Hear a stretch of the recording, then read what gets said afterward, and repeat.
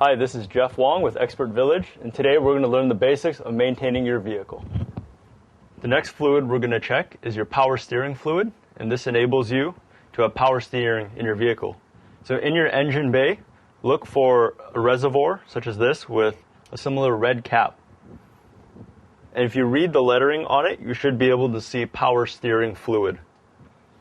So power steering fluid comes in a container that looks like the container for motor oil. So it says power steering fluid. So you can look inside to check the color of your power steering fluid, and if you can't see it, you can take a rolled up piece of paper towel and slide it in and get a little bit of the fluid and check the color. Now it should be clear, and if your power steering fluid is a dark brown or black, you should have it changed. As you can see, this fluid is a pretty dark brown color and should probably be changed soon. You can look on the side of the reservoir, have a marking for upper and lower level.